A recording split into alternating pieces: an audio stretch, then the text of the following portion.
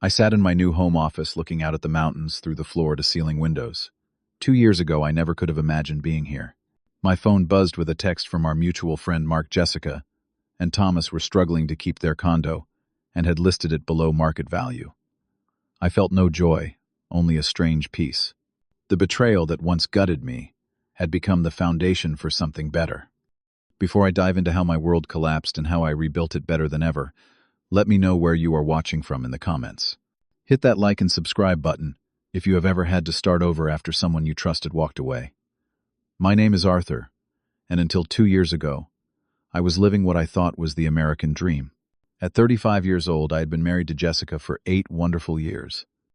We met during our final year of college, instantly connecting over our shared love of indie films and ambitious career goals. She was stunning with auburn hair and an infectious laugh that could light up any room. I fell hard and fast.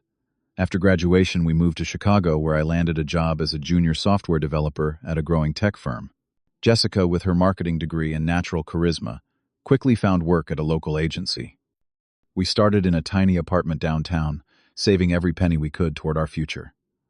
Those early years were magical. We would stay up late planning our lives together. I would code side projects at our kitchen table, while she drafted campaign ideas, occasionally looking up to share a smile or a quick kiss. Weekends were spent exploring the city, finding hidden coffee shops and dreaming about the family we would someday start. By our 5th anniversary, my career had accelerated. I had been promoted twice and was leading a development team. Jessica had job hopped a couple times, always moving up, always seeking more challenging roles. We finally had enough saved for a down payment on a beautiful 4-bedroom house in the suburbs. It had the yard Jessica wanted for our future children and the dedicated office space I needed for remote work days. I remember the day we got the keys. Jessica jumped into my arms in the empty living room, spinning around, laughing. We spent that weekend painting walls and arranging furniture, falling asleep exhausted on a mattress on the floor. I truly believed we had everything. We had agreed to wait until we were 30 to start having children. But when that milestone came, Jessica wanted to delay. Her career was taking off, and she felt it was not the right time. I understood and supported her decision, even though I was ready for fatherhood. Her happiness was my priority. The first hint that something was changing came when Jessica accepted a position at Meridian Marketing, one of the most prestigious firms in Chicago. The salary was impressive, and the opportunity aligned perfectly with her career goals. I was genuinely thrilled for her, even though it meant longer hours and more business travel.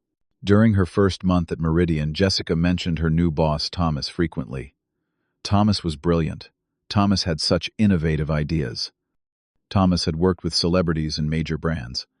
I was happy she had a mentor figure to learn from, never suspecting there might be more to the story. Small changes began to accumulate. Jessica started coming home later, often smelling of wine, and wearing makeup that looked freshly applied rather than worn all day. Our weekly date nights were repeatedly canceled due to last-minute work emergencies. When I suggested a weekend getaway to reconnect, she seemed more annoyed than appreciative. I noticed she was constantly checking her phone, angling the screen away from me when texting. She would step outside to take calls, claiming she needed privacy for work matters.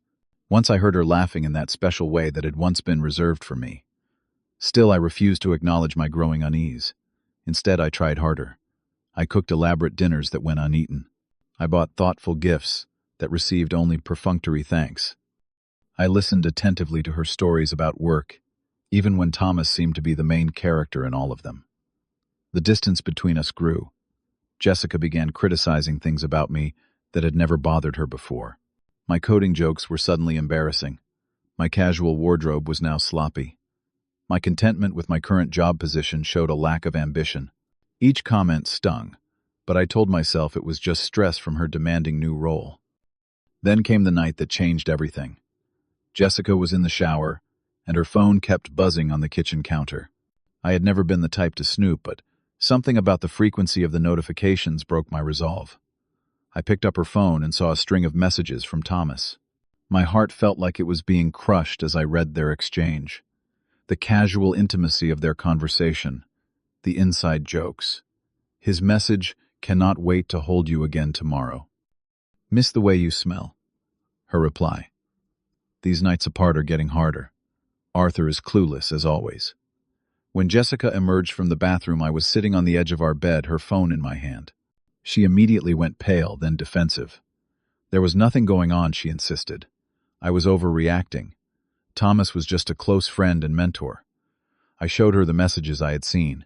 Her denials crumbled, replaced by cold justification. Thomas understood her in ways I never could. He challenged her intellectually. He shared her ambitions. Their connection had been immediate and undeniable. How long, I asked, my voice barely recognizable. 3 months, she admitted, though I suspected longer. She did not cry as she packed a suitcase that night. There was no dramatic scene, no begging for forgiveness, just the clinical dismantling of our 8 years together. As she called an Uber, she said something I will never forget. Thomas makes me feel alive in ways you never did. I stayed on our bedroom floor until morning, trying to understand how the woman who had promised to grow old with me could become a stranger overnight. The week after Jessica left felt like moving through quicksand. I called in sick to work, unable to focus on code when my personal life had crashed so spectacularly. Our bed remained unmade exactly as she had left it. I could not bear to change the sheets that still carried her scent. Within days, mutual friends began reaching out. Some offered genuine support, but others seemed more interested in gathering gossip. Word spread quickly that Jessica had moved into Thomas's luxury downtown apartment, with its skyline views and doorman. Someone sent me a photo of them, at an upscale restaurant, her hand resting intimately on his arm. I deleted all my social media apps that same night. The divorce papers arrived exactly 17 days after she walked out. Jessica wanted half of everything, including equity in our home, that my salary had primarily paid for. Her lawyer, undoubtedly recommended by Thomas, was aggressive and uncompromising. My own attorney advised me that fighting would be expensive and potentially futile given Illinois divorce laws.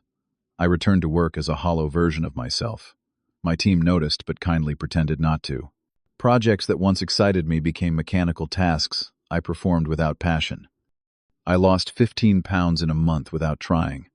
My appetite vanished along with my marriage. Sleep became elusive, replaced by endless replays of our relationship, searching for signs I had missed. Our house, once my greatest pride, became a museum of failure. Each room held memories I could not escape. The nursery we had planned to decorate someday mocked me with its emptiness. After 2 months of haunting my own home, I agreed to sell it. The real estate market had cooled, forcing us to accept an offer well below what we had paid. Another financial blow on top of mounting legal fees. I moved into a 1-bedroom apartment near my office. The space was sterile and impersonal, which suited my state of mind. I brought minimal furniture and left the walls bare. Why decorate? When I felt like a temporary resident in my own life, friends began to take sides or simply fade away. Couples we had socialized with regularly suddenly had no room in their lives for a divorced friend who brought down the mood. Jessica and Thomas became fixtures in our social circle, their affair rebranded as a love story. I heard they were planning an extravagant wedding at a vineyard in Napa Valley, the same vineyard Jessica and I had visited on our 5th anniversary. My lowest point came 6 months after the separation. I was sitting in my sparse apartment on a Friday night, takeout containers piling up in the trash, when a work email arrived. I had been passed over for a promotion I had once been assured was mine. The explanation cited my decreased productivity and focus. I could not argue with the assessment. That night I researched jobs in my hometown of Portland. Maybe moving back, admitting defeat, and starting over near my parents was the answer. I even drafted a resignation letter. The thought of running into Jessica and Thomas at industry events, or through mutual connections, had become unbearable. Chicago now felt contaminated by their presence. I did not call anyone that weekend, did not eat, barely slept. By Sunday night, I had convinced myself that disappearing from my current life was the only solution. I would quit my job, sell what little I had, and drive west until the pain subsided. Monday morning, my sister Kate was pounding on my apartment door. When I opened it, her face shifted from anger to shock. Later, she told me I looked like a walking ghost. She had flown in from Seattle after my concerning texts had stopped completely for 3 days. Kate stayed with me for a week. She cleaned my apartment, forced me to eat regular meals, and dragged me outside for daily walks. Her approach was not gentle. You are letting that woman destroy your future too, she told me one night. Jessica took your past. Why are you giving her your present and future as well? Her words bounced off me until the night I woke up, unable to breathe, my heart racing so fast I was convinced I was dying. Kate rushed me to the emergency room where a kind doctor diagnosed a severe panic attack. While waiting for test results to rule out other causes, the doctor shared that he had gone through a similar divorce 5 years earlier. What changed things for you? I asked, desperate for any guidance. He told me he had finally realized that thriving would be the best response to betrayal. Not out of spite, but as proof to himself that his ex-wife had been wrong about his worth. That night was the first time I slept peacefully in months. Something had shifted. A tiny spark of determination had ignited. If Jessica thought I was not enough, I would prove her wrong, not to win her back, but to reclaim myself. The following Monday, I walked into a therapist's office for the first time in my life. Dr. Williams was a straightforward older man who did not waste time on platitudes. We established clear goals, processed the grief, rebuild self-worth, and create a vision for my future, independent of Jessica.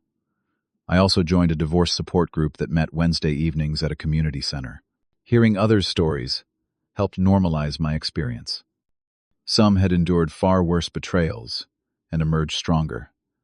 A man named James became a particular friend after sharing his story of rebuilding his life, following a 20-year marriage that ended similarly to mine. My sister had returned to Seattle but kept me accountable with daily check-ins. Following her advice, I reached out to old friends I had neglected during my marriage.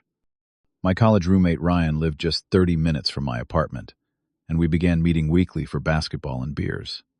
Those simple male friendships provided a different kind of healing than therapy. Financially, I was in trouble. The divorce had drained my savings, and the housing loss had erased years of equity building. I created a strict budget, cutting all unnecessary expenses.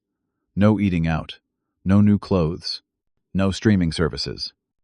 Every dollar went toward rebuilding my emergency fund and paying off the legal debt. Work became my salvation. I channeled all my hurt and anger into coding, staying late and coming in early. My productivity not only returned but exceeded previous levels. 3 months after being passed over for promotion, my manager called me into his office. I expected criticism for my intense focus, but instead received praise and a spot on an innovative new project. Physical transformation became another cornerstone of my recovery. I had never been particularly athletic, preferring coding marathons to actual marathons. But a flyer for a local boxing gym caught my attention one morning. The idea of physically hitting something appealed to my still raw emotions. The first session left me breathless and sore in muscles I did not know existed. But the exhaustion brought a strange peace. I signed up for 3 sessions per week, gradually adding strength training and running. My body began to change, the weight I had lost from depression replaced by lean muscle. I slept better, thought more clearly. Food tasted good again. An invitation arrived 8 months after Jessica left. An elegant cream envelope with gold embossing.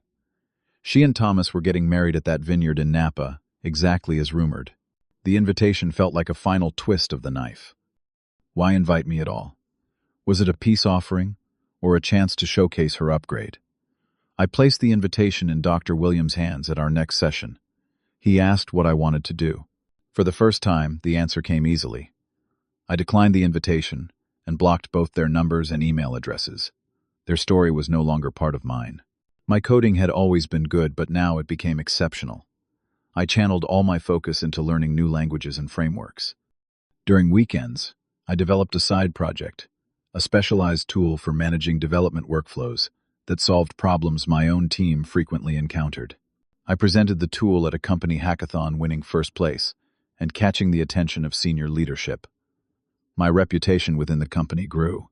I was invited to speak at team meetings, then department gatherings, then a regional tech conference.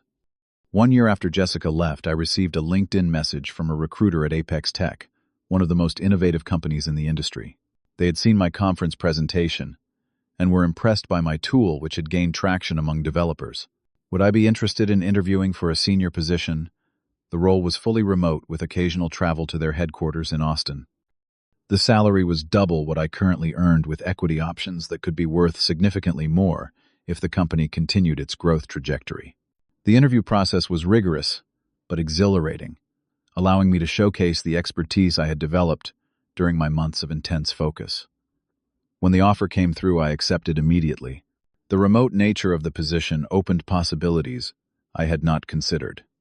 I no longer needed to stay in Chicago, a city now tainted by memories and the possibility of uncomfortable encounters. I spent weeks researching where to relocate. My requirements were simple natural beauty, a tech community for in-person networking, and no connections to my past life. After virtual tours and countless hours reading about local communities, I settled on Boulder, Colorado. The mountains called to me, promising a lifestyle shift to match my career change. With my first Apex paycheck, I put a down payment on a modern 3-bedroom home with stunning mountain views. The architecture was all clean lines and large windows, nothing like the traditional suburban house Jessica and I had shared. This place was entirely mine chosen, without compromise, decorated to my taste alone. As I settled into my new role and home, an unexpected message arrived from Samantha, a woman I had known in college. We had been good friends before, drifting apart after graduation. She had seen my name mentioned in a tech article and reached out to congratulate me. She was now a UX designer living in Denver, just 30 minutes from Boulder. Our first meeting for coffee extended into lunch, then dinner. The conversation flowed effortlessly, picking up as if no time had passed. Unlike my relationship with Jessica, which had been intense and all-consuming from the start, my connection with Samantha felt grounded and authentic. We began seeing each other regularly, taking things slowly, both appreciative of the mature relationship developing between us. Through Samantha, I met a new circle of friends, creative and ambitious people who knew nothing of my past. I joined a local hiking group, challenging myself on increasingly difficult trails. I took up photography to document the spectacular landscapes. I even began mentoring junior developers online, finding unexpected fulfillment in helping others navigate their career paths. For the first time since my divorce, I felt wholly myself, not defined by loss or betrayal. The future stretched before me, full of possibilities I could not have imagined in those dark days after Jessica left. The man I had become bore little resemblance to the shell who had contemplated fleeing to Portland. This version of Arthur was stronger, more confident, and genuinely happy. 18 months after our divorce was finalized, I heard through mutual connections that Thomas had lost his executive position at Meridian Marketing during a company restructure. The news came without any satisfaction on my part, just a detached awareness of events that no longer affected my life. Jessica had left Meridian shortly after their wedding, presumably to avoid workplace complications. She had launched her own marketing consultancy with Thomas's connections, but according to friends, was struggling to establish a consistent client base in an overcrowded market. Their social media presence, once a showcase of luxury vacations and exclusive restaurant openings, had noticeably changed. Posts became less frequent, more subdued. The downtown condo they had shared while having their affair was now listed for sale at a price significantly below market value, suggesting financial pressure or an urgent need to move. A mutual friend who had remained neutral during our divorce confided that there were rumors of tension in their marriage. Thomas had apparently expected Jessica to maintain the income level she had at Meridian, not anticipating the challenges of building a new business. The power dynamic that had seemed so exciting during their affair was proving less sustainable in marriage. I absorbed this information with surprising neutrality. There was no vindictive joy, no sense of justice served. Their struggles did not erase my pain or accelerate my healing. My happiness was entirely separate from their circumstances. 6 months after moving to Boulder, I was in Denver for a coffee meeting with a local tech startup interested in implementing my workflow tool. Afterward, I stopped at a cafe near Samantha's office, planning to surprise her with her favorite latte. As I waited in line, a familiar voice behind me sent a jolt of recognition down my spine. "Arthur, is that really you?" I turned to find Jessica standing there, designer handbag on her arm, but looking somehow diminished from the confident woman who had left me. She explained she was in Denver pitching to a potential client. Thomas had contacts in the city, and they were considering relocating from Chicago. The Jessica before me was polished as always, but there was a tightness around her eyes that suggested stress. She commented repeatedly on how different I looked, how well I seemed to be doing. I thanked her politely, offering no details about my life or career. As our awkward conversation continued, she mentioned they had sold the condo at a loss and were rethinking their next steps. Thomas was consulting while looking for another executive position, but the market was challenging. Almost casually, she mentioned they would be in town for several days if I wanted to catch up properly over dinner. I felt no anger looking at this woman who had once been the center of my world, only a gentle compassion and the certainty that our paths had diverged permanently. I declined her dinner invitation, explaining I had plans with my girlfriend. For a moment, surprise and something like regret flickered across her face. We said goodbye with the polite distance of former acquaintances, rather than people who had once planned to grow old together. As I watched her walk away, I realized the final piece of my healing had fallen into place. I was truly free of the past. That evening, as Samantha and I cooked dinner and my kitchen music playing and easy conversation flowing between us, I shared the encounter. She listened attentively, then asked if seeing Jessica had stirred up old feelings. I considered the question carefully before answering. The truth was that seeing Jessica had only confirmed how completely I had moved on. The woman I had once thought I could not live without was now just a person from my past. The life I was building with Samantha, based on mutual respect and genuine partnership, felt more authentic than what Jessica and I had shared. The most valuable lesson from my journey was not about Jessica at all. It was the discovery that losing everything had forced me to build something more authentic. The pain that once seemed unbearable had been the catalyst for profound growth. I now understood that happiness was not dependent on another person's choices, but on my own. Jessica leaving had not been the end, but rather an unexpected beginning. Had she stayed, I might never have discovered my capacity for resilience, or experienced the deep contentment I now felt. The person I had become through this journey was stronger, more self-aware, and paradoxically more capable of genuine intimacy. Samantha and I had built our relationship on a foundation of honesty and independence, each of us complete without the other, but choosing to share our lives. As we sat on my deck that evening, watching the sunset paint the mountains in gold and purple, I felt a profound gratitude for the painful path that had led me here. The betrayal that once defined me had become just one chapter in a much longer, richer story. Looking back at the 2 years since Jessica walked out of my life, I am struck by how completely my perspective has shifted. What once felt like the end of everything became the beginning of something more meaningful. The journey from devastation to peace was not linear or easy, but each step taught me something essential. I learned that healing is not about erasing pain, but about integrating it into a larger narrative. The betrayal will always be part of my story, but it no longer defines me. I found that forgiveness was not about absolving Jessica and Thomas, but about freeing myself from the weight of resentment. Wishing them ill only kept me tethered to the past. Perhaps the most important wisdom I gained was understanding that self-worth cannot be outsourced. I had unconsciously allowed Jessica's perception of me to determine my value. When she found me lacking, I accepted her assessment without question. Now I recognize that no one else can define who I am or what I deserve.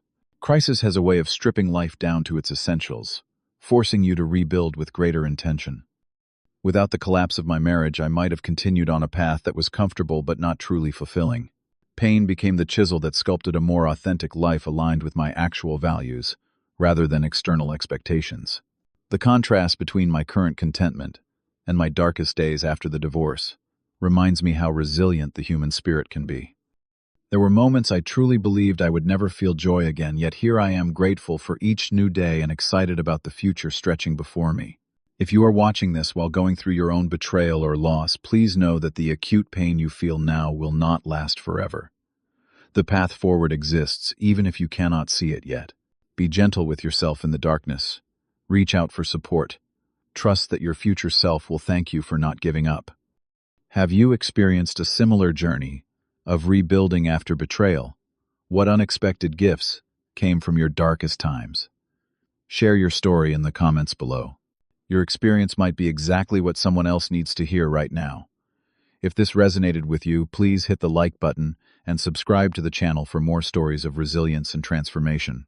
And if you know someone struggling through a painful chapter, share this video as a reminder that better days are possible. Thank you for listening to my story. And remember, sometimes what feels like an ending is actually the beginning of your best chapter yet.